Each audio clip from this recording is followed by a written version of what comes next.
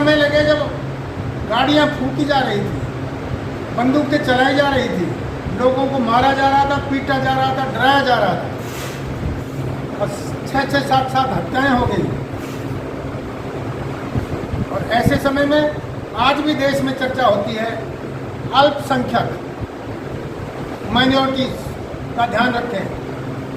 मैं ये कहना चाहता हूँ केंद्र सरकार से और राज्य सरकार से और माननीय मोदी जी से, मुख्यमंत्री मनोहर लाल जी से, कि आप जो संवेदना की बात करते हैं अल्पसंख्यक की, क्या कारण है जहां हिंदू मेजॉरिटी में है और मुसलमान अल्पसंख्यक है वहां मुसलमान सुरक्षित है, और जहां हिंदू अल्पसंख्यक है मुसलमान मेजॉरिटी में है वहां हिंदू सुरक्षित नहीं है। उनका पलायन करा दिया जाता है, उनकी संपत्ति पर कब्जा हो रहा है। और यही कारण है आज भारत जैसे देश में 40 से ज़्यादा जिले एक समुदाय का उनका छत्रप हो गया है। और आगे क्या होने वाला है ये स्थिति माननीय प्रेस, हमारे समाज के लोग सब अच्छी तरह समझ सकते हैं। एक तरफ पूरे हरियाणा में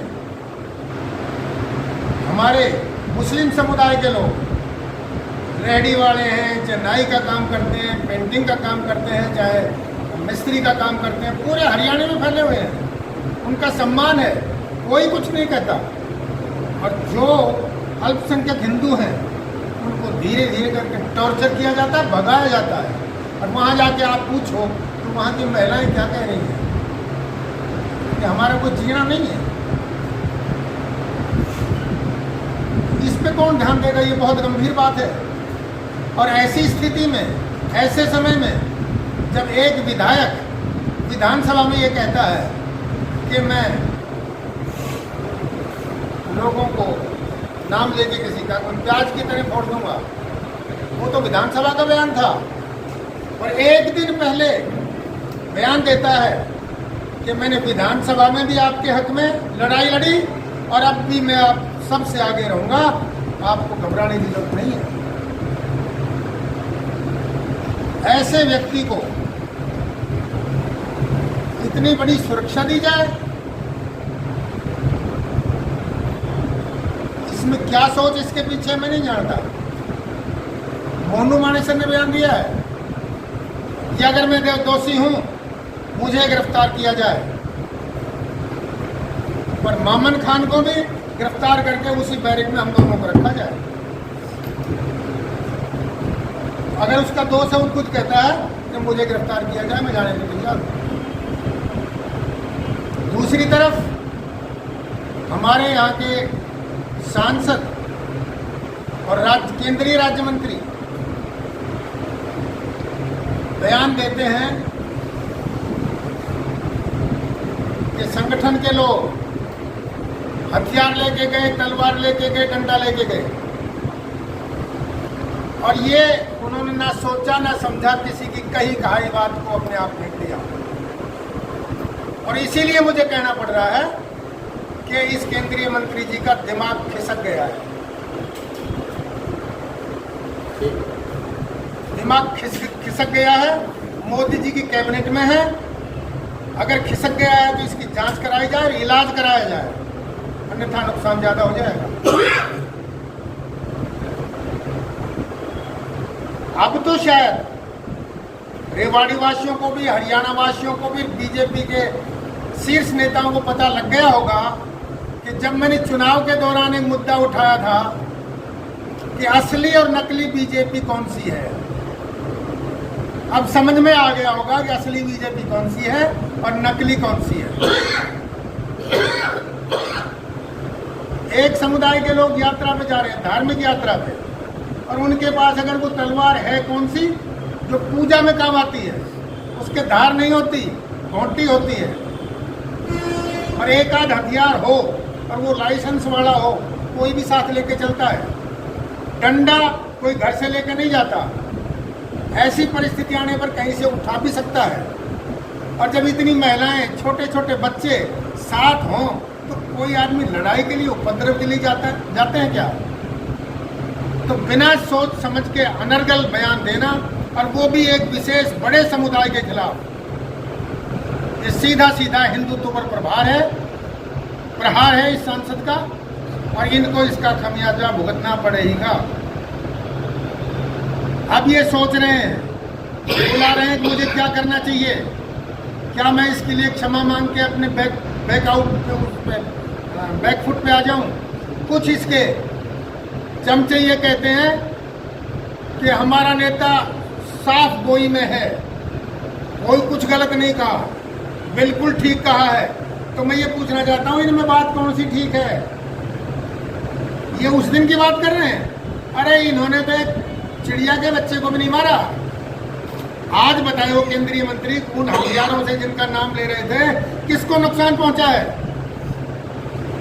और जांच में ये क्लियर हो गया है कि 10 दिन पहले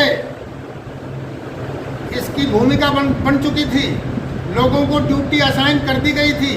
कौन पेट्रोल लाएगा, कौन पेट्रोल बम बना के फेंकेगा, कौन आग लगाएगा, कितने हथियार आएंगे, अम्युनिशन कौन सप्लाई करेगा, किस किस जगह आप लोगों को मोर्चा लेना है।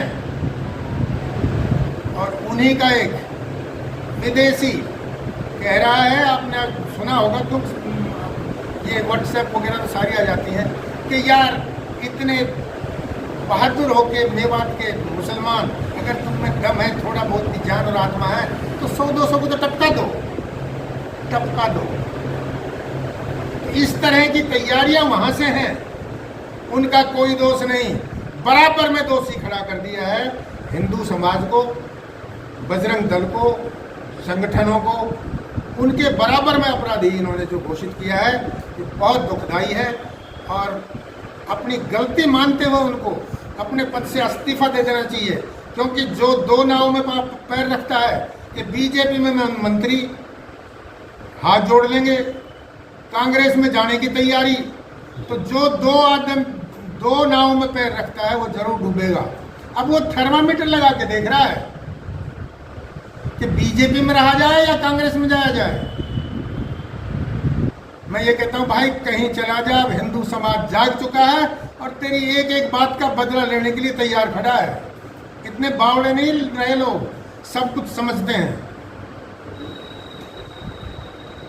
आप देखिए मेवात में सीआईडी के दफ्तर के सामने 300 रोहिंग्या के घर, और सीबीआई को पता नहीं क्या हो रहा है,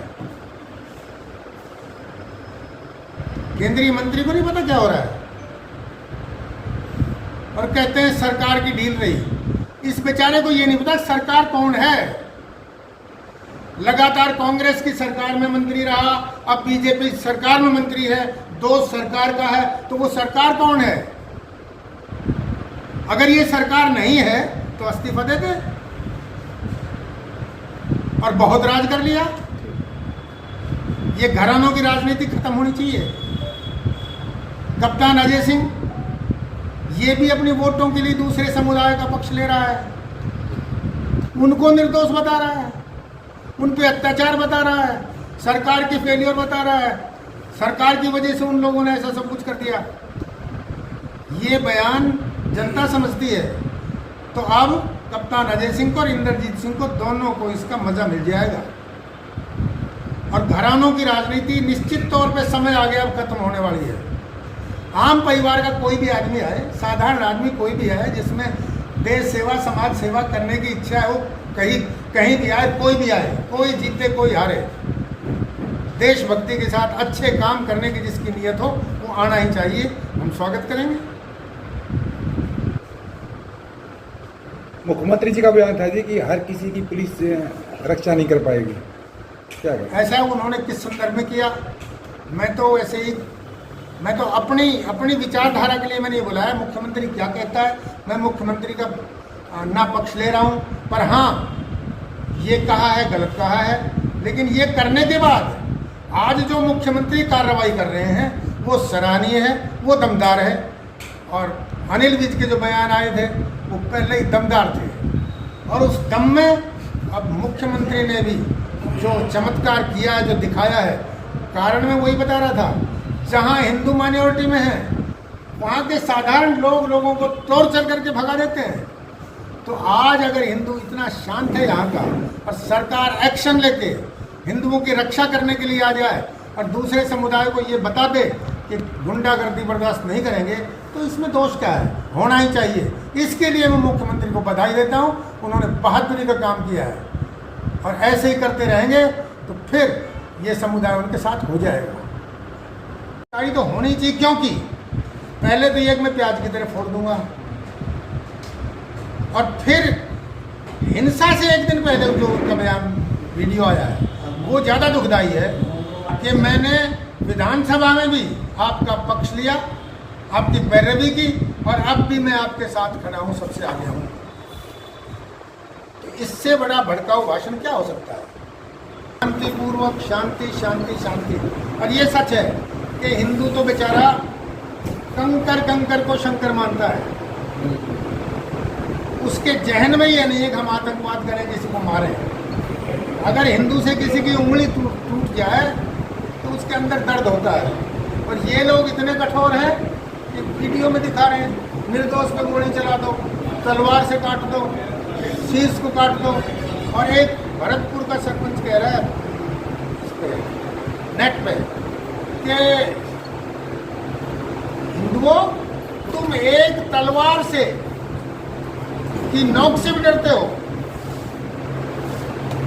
और हम तलवार से गर्दन काट के भी बहादुरी दिखाते हैं।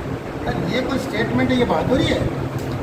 इंसान को मारना, जन्म परमात्मा देता है, तुम्हारे हाथ में जन्म देना नहीं है और मारना भी तुम्हारे हाथ में नहीं है, उसके भाग्य में कुछ ऐसा होगा। लेकिन इस तरह की स्टेटमेंट देख के इतना क्रूर होना, यही कारण है कि हिंदू सनातन है। वो पहले भी रहा है, आज भी है और आगे भी रहेगा। सनातन इसलिए है कि इसमें सौहार्द है, संवेदना है, त्याग है, सेवा है,